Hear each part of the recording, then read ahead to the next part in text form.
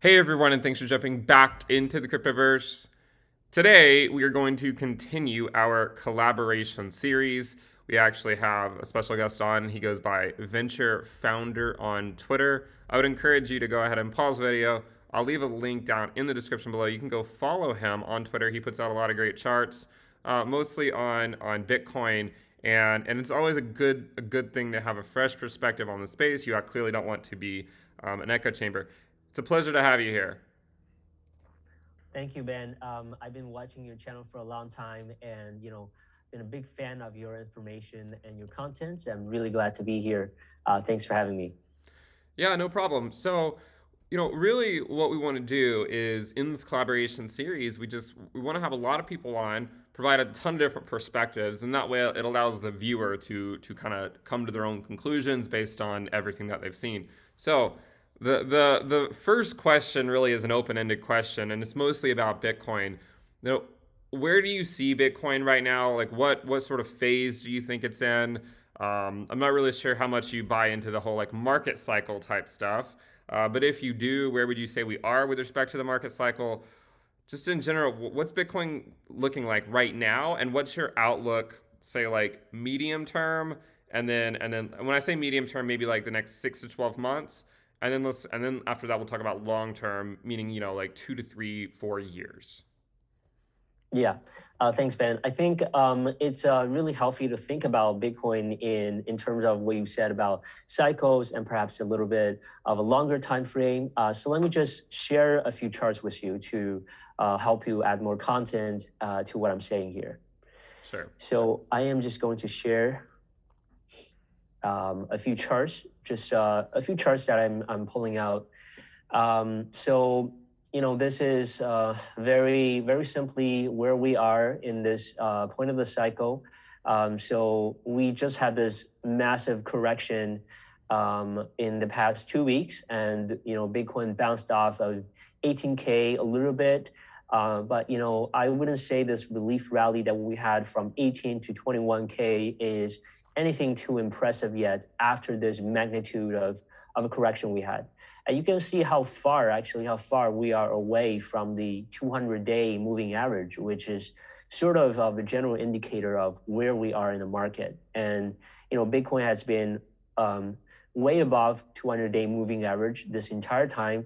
It had this correction last summer that pushed it below 200-day moving average, but it recovers after this death crawl within a 90-day period. So we've seen that in the past where an asset or Bitcoin recovers very quickly after a crash and then it resumes to essentially a new phase of the bull market. But of course, since November, since the Fed pivots, a lot of the macro volatilities and headwinds, Bitcoin just had this massive correction down 70% from 69K to all the way to 18, 20K right now.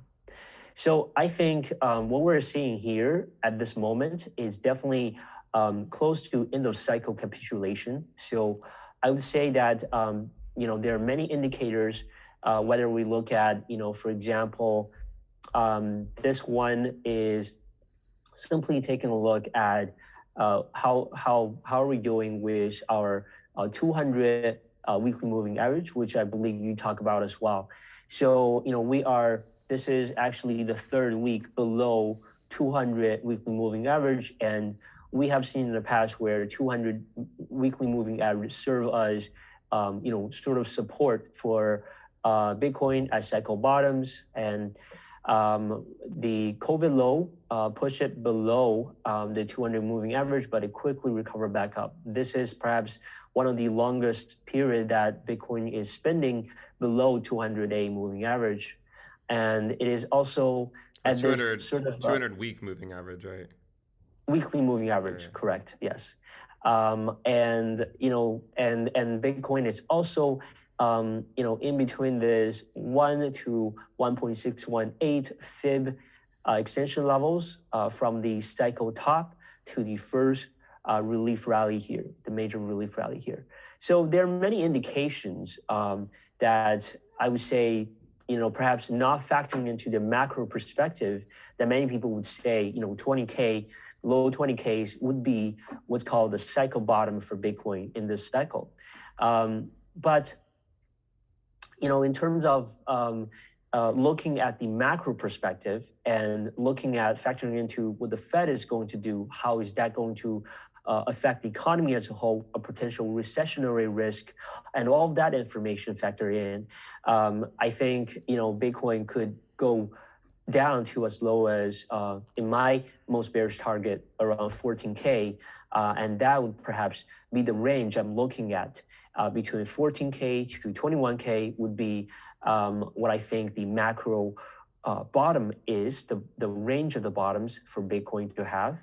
And I think that would most likely happen in the next 6 months. So, looking at this chart here, I just want to quickly show you, this would be in terms of looking at times, right? The times between different halving cycles. I think we're sort of on track of this performance as the previous halving cycles Bitcoins have had. We are around, at this point in time, around like 600 something days before the next Bitcoin halving.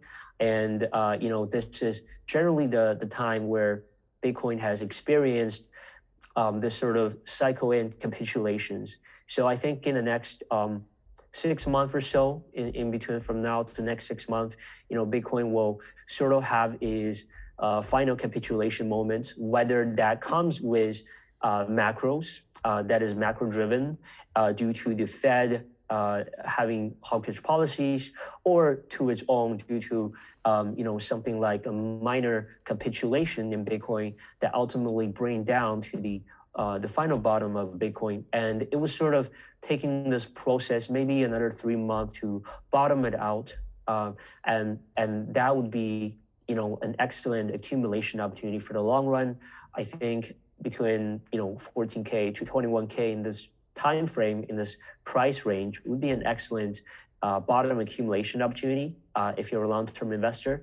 And then sort of it would generally go up a little bit, maybe in some relief rallies, similar to what we saw back in 2019. We see some sort of peak, and then come to the next halving by 2024, Bitcoin would probably be anywhere from 30 to 40K again, and then we'll see the next cycle Bitcoin halving and all the hype, all the bull market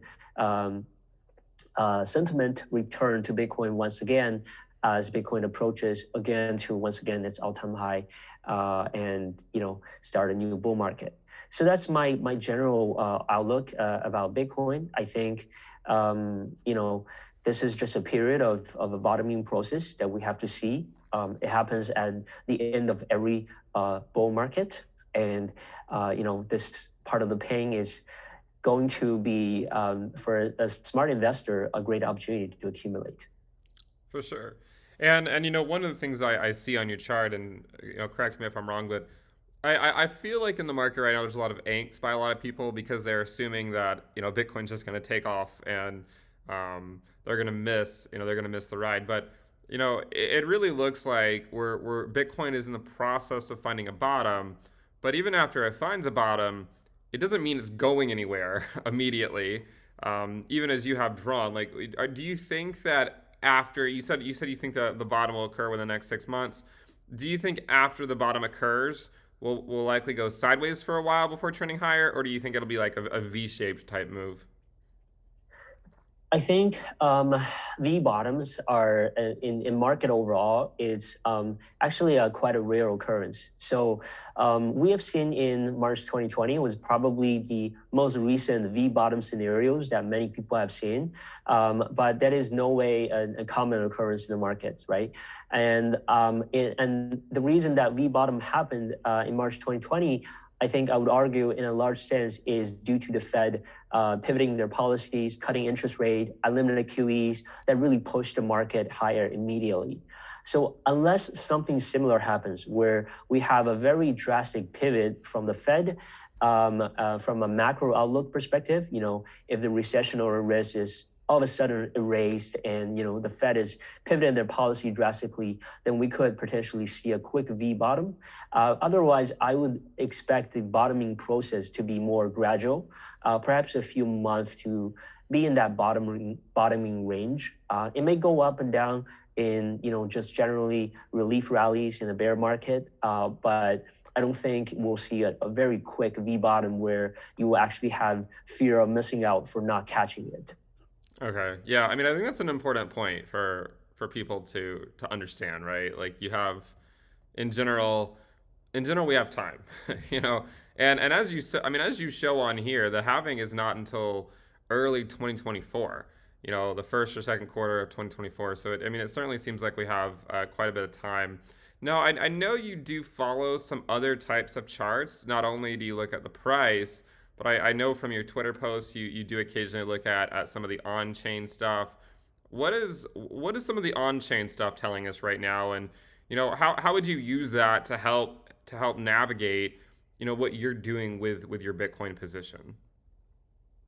Yeah, that's a really good question, Ben. I think, with any type of analysis, if you really want to analyze things, you should look for patterns. You should look for confluence in your data. What is suggesting, what is telling you, right? You probably have some sort of investment thesis, and then you go ahead and use your inductive reasoning to seek evidence to support it, and also very important to seek any invalidations at some point. If your theory is not working out, then you should have some way to verify that as well. So on-chain analysis provides another perspective to the technical analysis we see in Bitcoin and crypto. And in addition, I would say, macro analysis and fundamental analysis also play a role in, for example, Bitcoin. But on-chain analysis is definitely what I use to gauge in terms of where we are in a cycle and how overvaluation, how undervaluation of Bitcoin as an asset is. So a few charts I want to show you quickly here. So the first one is what's called the period multiple. So this one actually measures the miner capitulation. Why is this chart important? Because we know in the past that the cycle bottom usually comes when the miners actually capitulate, when the mining production costs fall below the when the market price of Bitcoin fall below the miner production cost, when it's no longer profitable and economical to mine a Bitcoin.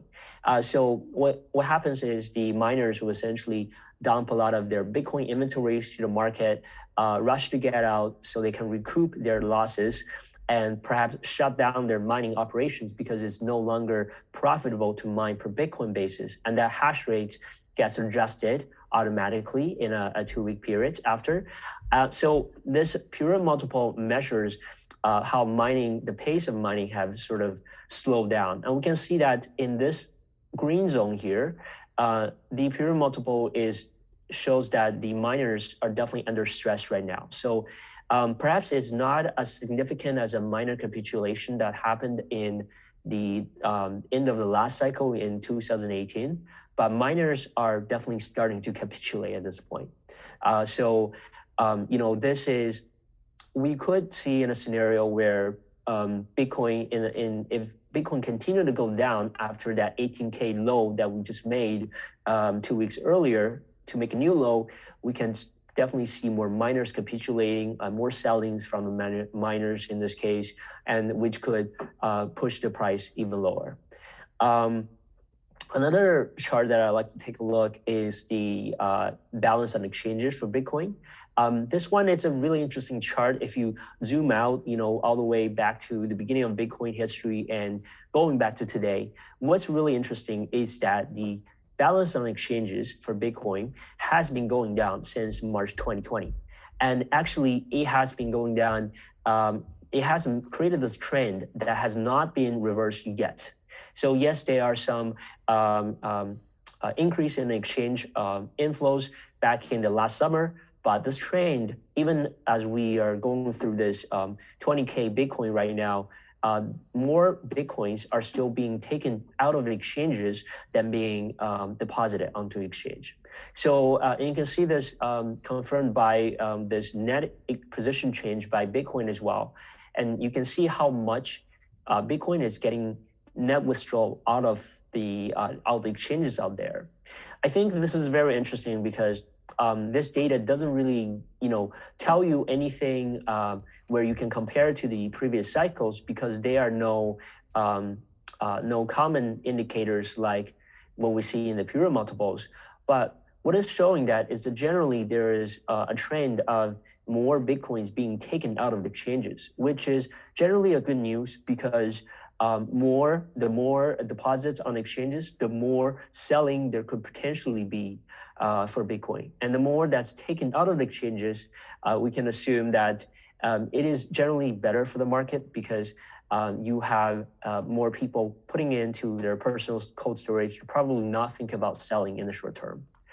The other on-chain indicator I want to look at is the MVRV Z-score. So the Z-score measures the extreme values in Bitcoin's prices. And we can see here that compared to the previous cycle, although we never make the previous top of the extreme value of Z-score, now we have come down to the bottom level where it is showing that Bitcoin, it is in this undervalued zone as we have last seen in March 2020, and we have seen in the previous cycle bottom as well. But it is just bounced off a little bit. It can definitely go more deeper into this value zone that we see here. Yeah, I mean, it looks like a lot of these on-chain indicators, they are getting relatively close to historic bottoms, but they're, it would still suggest that we could go lower to actually see those historic bottoms. And that kind of is in line with what you said earlier, where you could see Bitcoin going down to 14K. Definitely. Yeah, I think, one more continuation of this capitulation move down to, 14K or something, many of these on-chain indicators would have really shown that oversold signal, very similar to what happened in the last cycle bottom back in 2018. And this is another example, percentage supply and profit. I believe it bounced off 50% just now, but in the past, we have seen anywhere between 35 to 50% in supply and profit in a cycle bottom scenario as well. Sure. So we've covered a lot on Bitcoin, and I mean to sort of summarize what you said, just so I'm correct in my thinking on where you kind of stand. You probably think we're in the latter half of the bear market, likely going to see some type of final capitulation within the next 6 months, and then eventually, we'll probably head back up as we get closer to the next halving. And most of the indicators that you look at would suggest we're in the range of a bottom, but that certainly we could go lower. And I mean, I think that makes a lot of sense. But let's talk about something else. I mean, I think you did a great job of kind of outlining where you think Bitcoin is. One thing that we talk about on my channel a lot is the Bitcoin dominance, in fact. And one of the reasons we talk about it is because, if you pick any individual altcoin, they can behave somewhat erratically against Bitcoin, right? Like sometimes some altcoins might, behave in a certain way, some altcoins might behave in a different way. And so picking any individual altcoin is usually not a great exercise. But by comparing Bitcoin to the entire market as a whole, I think it gives a bit more perspective. So where do you stand on the Bitcoin dominance? Like, where do you, and by that, I mean, we also know that this chart does not include, or it does include stablecoins, which have taken on a huge, which have added a lot, I think, over the last, back since 2018. Stablecoins make up a much larger percentage of the market capitalization of crypto. But even when including stablecoins, what's your outlook for the Bitcoin dominance, over the next, let's say, for the rest of this year, and then as we continue on and prepare for the next Bitcoin halving? Yeah. So yes, Ben. I wanted to show this chart a little bit. So basically, this is the chart that we're no strangers to. This is the Bitcoin, the market cap dominance chart for Bitcoin and altcoins. And I think we're at this point after this break out of this range here for Bitcoin after a year of consolidation, it looked like Bitcoin dominance wanted to go higher, but it had this reversal just in the past 2 weeks as altcoins sort of have this had this rally against Bitcoin. I think we're at this point in the cycle where Bitcoin is likely going to outperform most altcoins. In general, as a general basket of altcoins, definitely.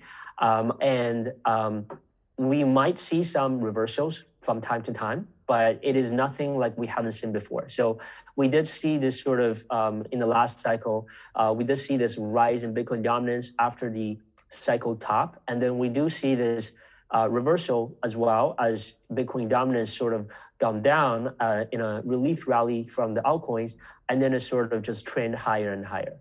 I don't think that Bitcoin dominance will return to the previous highs that it made in the last cycle because, just in generally speaking, altcoins are taking a greater amount of interest every cycle, and that's the way it should be. But I do think that Bitcoin dominance will continue to go up in a cycle in bear market scenario, which I believe is what we're seeing now, and gradually goes higher and higher, and maybe peak around 50 to 60% maybe, and it would once again reverse as we kick off the next bull market, and altcoins will once again take dominance or take a greater dominance and outperform Bitcoin again. So that's what I see with altcoins. Okay, fair enough. And then another question too. I mean, I don't want to go through like all the altcoins, but one that's probably worth talking about. I mean, it's been number 2 for a long time, and that's Ethereum. Right. What are your thoughts with regards to Ethereum? Because personally, like I've been very bearish on the Ether Bitcoin valuation this year, and I still remain bearish even as we go into the end of the year. I don't think it's going to do that well. I think the main counterpoint to my thesis is pointing to things like the merge and saying, well, isn't that going to increase interest in Ethereum and likely lead to more demand and whatnot. But I mean, I feel like the counterpoint to that is to just kind of retort and say, well, what about all the regulation coming? And how do we contend with all these regulatory risks with the SEC and that kind of stuff, and with regards to Ethereum? Where do you stand on Ethereum? Because arguably Ethereum does tend to behave a bit differently than a lot of the altcoins. But when the Ether Bitcoin valuation is going down, it tends to lead altcoins down. But last couple of weeks we've seen it go higher. Now, are you in the same line of thinking with Ethereum as the other altcoins? Do you think that what we're seeing right now is just sort of like a local bounce and then the downtrend will continue? Or do you think the Ether valuation against Bitcoin will go up as we head into the merge? Yeah, I think that's a really good question. I think many people are wondering, or I guess I should say many people were perhaps disappointed that Ethereum did not make new high against Bitcoin in this cycle. So the Ethereum all-time high against Bitcoin was actually created in the last cycle top back in 2017 and 2018. Ethereum had this very strong narrative been going on for a while, the ETH TA merge, right? We know that the Ethereum inflation rate is going to go from something like 3.7% to negative to deflation territories if the merge is successfully completed as expected. But looking at the technical charts of Ethereum, just looking at history, we only have one cycle to go on, which is the last cycle, which is also the best cycle Ethereum have had. And generally, we do see this trend with most altcoins that the first cycle they've had is, for the most part, their best cycle, right? So I would say it is perhaps not the best data to reliably go on to predict what may happen to Ethereum in this cycle, because we don't have that more of a consistent cycle by cycle data like Bitcoin does. That being said, I do think that Ethereum is undergoing potentially a very important change, and this could definitely serve as the narrative if successfully make Ethereum a whole new asset class that is differentiated from Bitcoin, and it has a whole new investment thesis for not only retail holders but also institutions who may want to invest in this asset class that now gives cash flows, other than just holding a Bitcoin as a store of value sort of investment thesis. So there's so many factors behind what may happen to Ethereum with the merge, and what may happen to Ethereum in a bear market against Bitcoin. So it's really hard to predict or to say where it may go because it's so different. There's so many. It's more like a chaotic system here for Ethereum against Bitcoin. But I do want to show you maybe perhaps this technical charts. Sure. So I want to show you this quickly. So this is the ETH BTC chart. So we have that down to the 3-day time frame. So what we do see here is that like I said, the all-time high for ETH against BTC was actually made in last cycle, and this cycle it didn't come close to it, unfortunately. So I know many people were kind of even holding on to the flippening happening, but unfortunately we didn't come close to the cycle top of last time. We do see that in this trend line here, Ethereum has in the past bounced off this trend line in the past a couple of times. So that's sort of what we see here after Ethereum falling off this premium valuation zone against Bitcoin. It has bounced off this golden trend line here in sort of a relief rally, I believe. So I guess the next point to watch is if Ethereum is going to break above this, this black trend line here once again into this premium zone, which I don't really think in a bear market conditions we're seeing right now.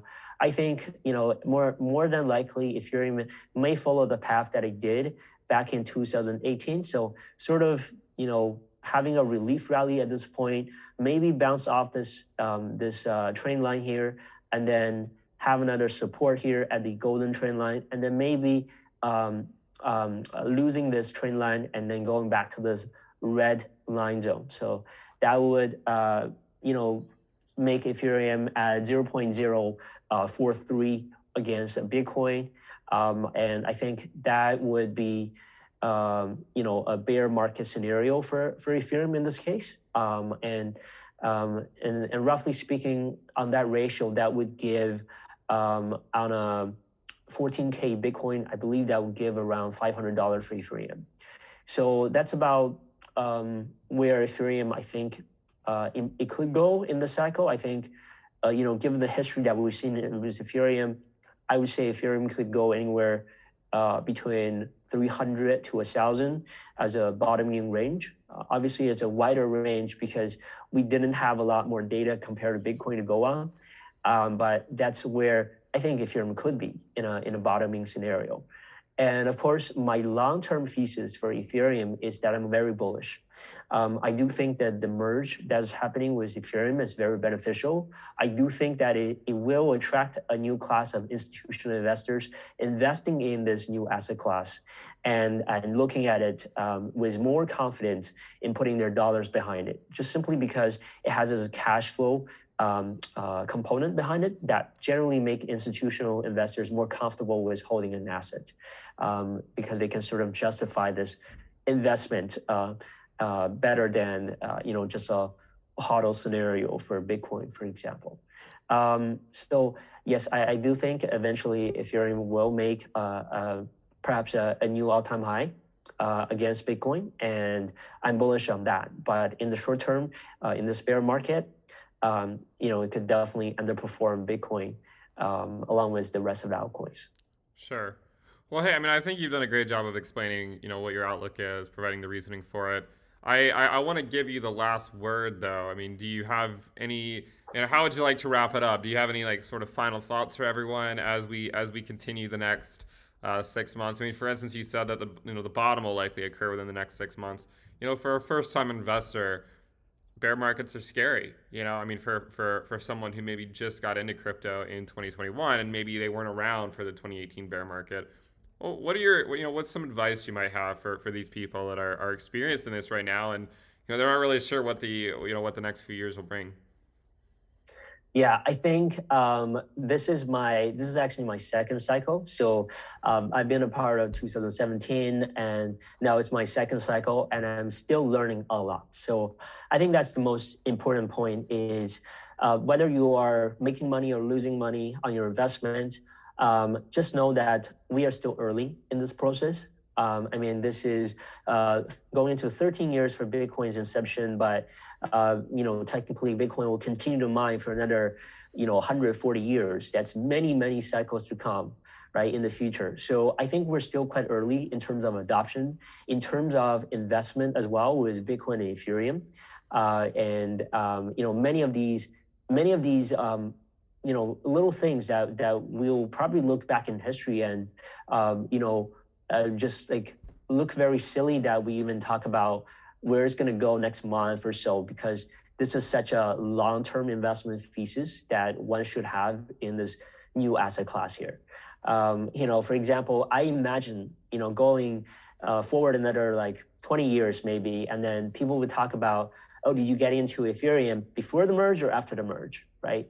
And all that history we had from 2017, where ETH went up and down, and now we're back to the cycle top or below the cycle top of 2017. All that is just like a blip in the history of Ethereum and many of these assets.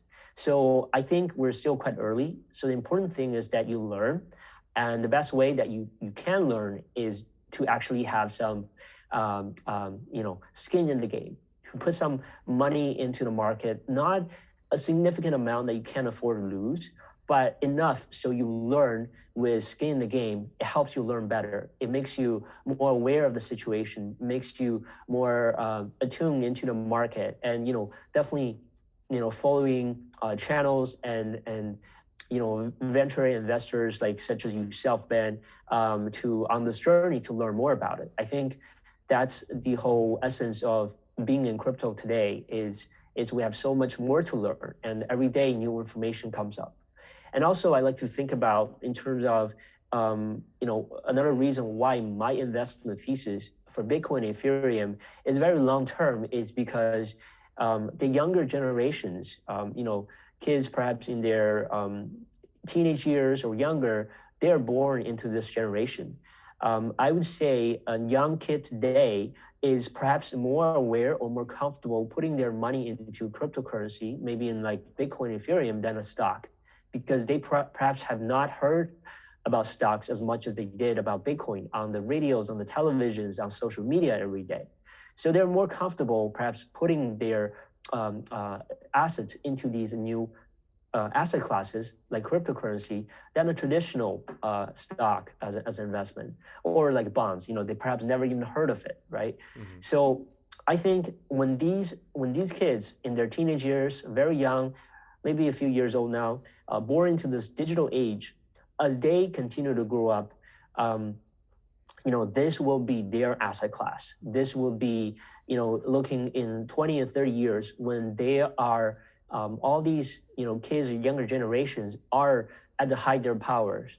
They're now company executives, they're influential persons, politicians, and business persons around the world, around the globe. I think this asset class will definitely appreciate a lot more due to this, this adoptions, this massive adoptions by the masses, which are, really young people today. So that's why my investment into this crypto space is very long term. And I think we will see that value in time. In maybe 10 or 20 years, 1 or 2 decades of time, we'll see the real value that cryptocurrency, Bitcoin, and many different altcoins and different Web3 projects were able to create. I mean, I think those are wise words, and I'm sure a lot of people share that vision of the current generation growing up. They're growing up with more interest in cryptocurrencies than bonds or precious metals, or maybe even equities.